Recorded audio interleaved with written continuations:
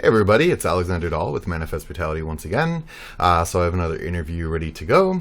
I don't really have much else to say other than that. So we're going to go ahead and just get straight into the interview. Here you go. All right, bye.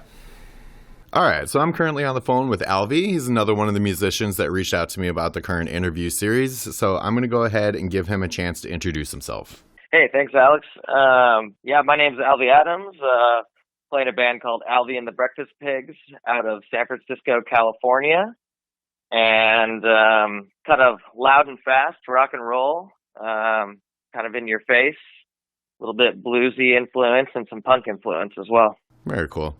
So I always like to start, at the beginning. What was it about music that first connected you to you and made you realize that you wanted to be a part of, music? Oh man, that's a good question. I grew up with my dad played guitar pretty much my whole childhood, and he's not working musician or anything, just kind of a hobbyist.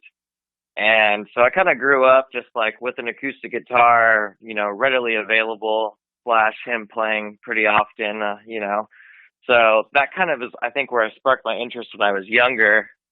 And kind of as it kind of continued, I kind of realized that I started playing guitar actually when I was around 10. So I maybe my parents made me play piano first, and I just really wanted to play guitar. So, I think that kind of starting early really kind of helped. And to be honest, after that, it kind of never stopped. I just always looked for more opportunities to be involved with music, whether it's on the musicianship side, business side, or, all of the above, recording, all that good stuff too. Sure.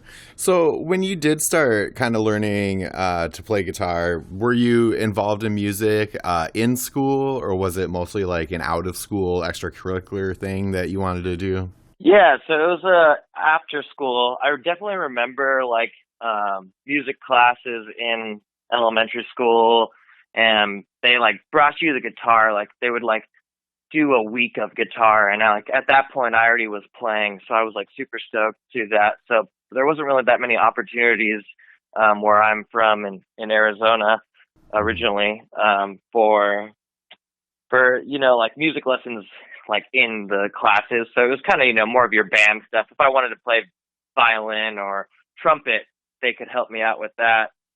So I kind of started off just doing private lessons, Mm-hmm. which eventually kind of just turned into, I guess, continuing to move up and try to learn new things. And I don't know. I kind of the rest of my bandmates actually all got involved with church, so they all played like as a band when they were younger. Mm-hmm. First, I was more of a solo musicianist until I kind of started playing with the band. So a little bit different there. But yeah, I wish I got to play in like with the band when I was younger. I think I would be a lot better of a musician, to be honest. Sure. Well, that kind of ties into, my next question, which is essentially, once you did kind of learn the instrument to the point where, you felt confident in playing and writing with it, how did you kind of decide, what kind of voice that you wanted to have and what kind of content you wanted to create? Yeah, that's actually a really good question. I started playing kind of just like I said, acoustic guitar, and I had electric guitars, but I just didn't really write with them. I wrote a lot of acoustic stuff because it was just, that's kind of what I was playing out at the time, going and doing open mics and things. But it kind of all started out, like when you're young and emotional, like it was like a girl that I liked, and I was writing songs for her, and I like wrote a bunch of them, and some were really bad and some were better than others, but kind of like started there, just kind of like writing about my life and things that were going on. It was kind of an escape, allowing me to kind of take something, negative and turn it into something good. Mm-hmm. But yeah, I mean, that's I think that would definitely be, shoot, sorry, I kind of lost train of thought there. I mean, okay. I guess it kind of started there, and then after that, I kind of just started playing like more pop music and kind of just, like I said, acoustic. And actually, when I moved out to a different city, and I met that were all playing kind of more in a rock and roll band. Hmm. And that's actually where I kind of found my style. I was playing stuff that it was fine. It was like, like I said, poppy. And then I met these guys and pretty much wrote my first rock and roll song.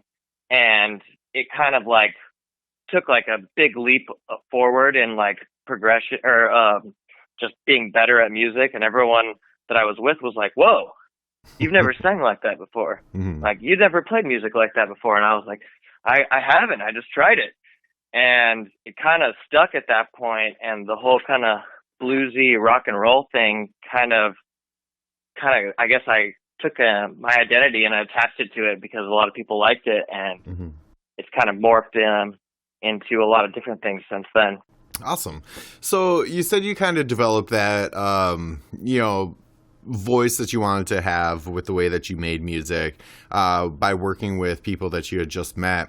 Once you kind of did establish, how you wanted to present your craft, did you continue to work with them? Did you find other musicians to play with? Like, what were your next formative steps? Well, it's kind of a unique situation. A lot of people are like, "Oh, this is my high school band, blah, blah, blah."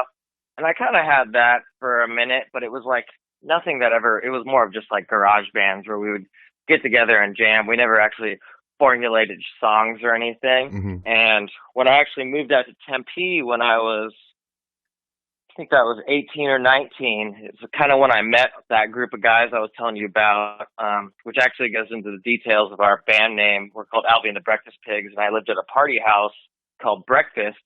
Hmm. And pretty much the guys that we played with were just like the guys that came and trashed my house, hence the Breakfast Pigs. Hmm.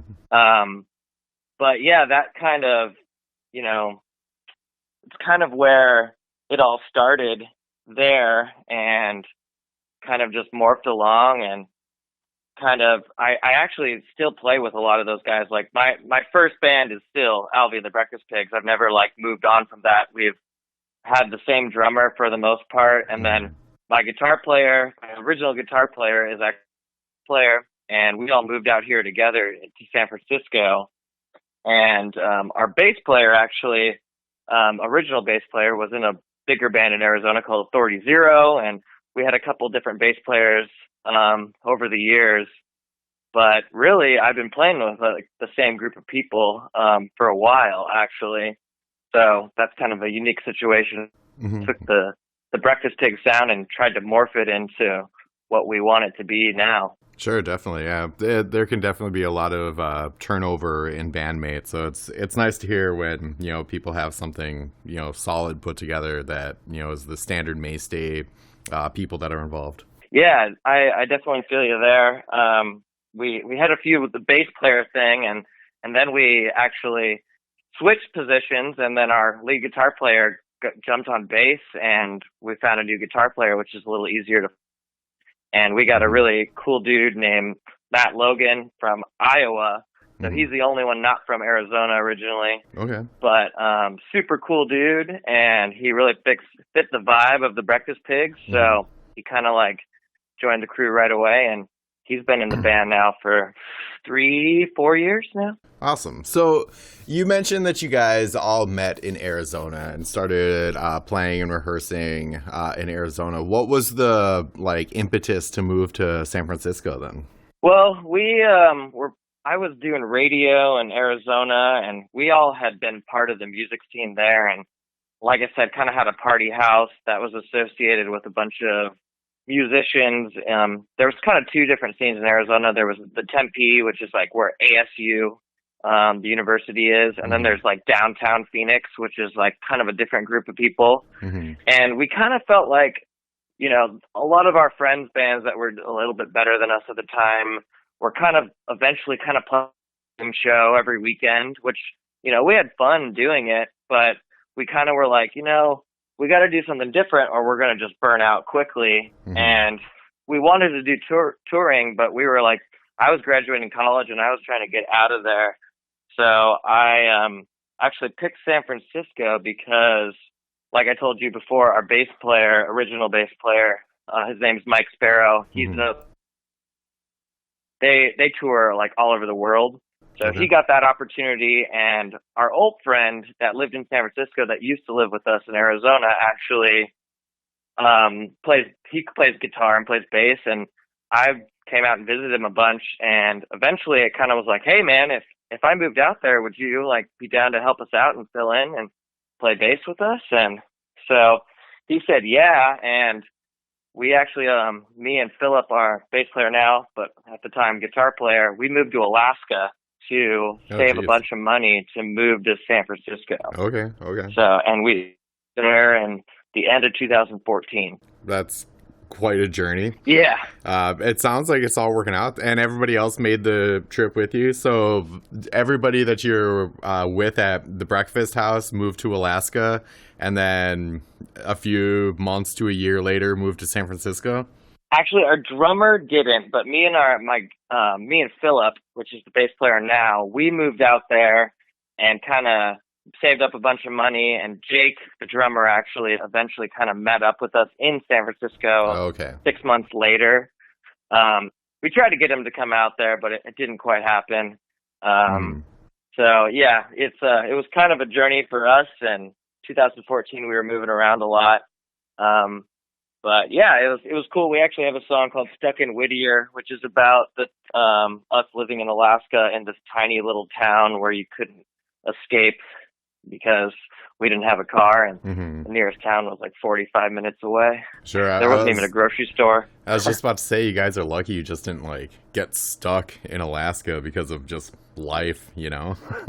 Yeah, to be honest, like me and Philip both really like Alaska, and to be honest, we had an opportunity. We might go back there. Hmm. When we moved out there, we were working at restaurants, but we actually brought a PA system, and one of the deals was we were working at a hotel, so we provided music 2 times a week. Oh, that's cool. And funny enough, we actually made a ton of money out there because there's no musicians and there's not really any entertainment.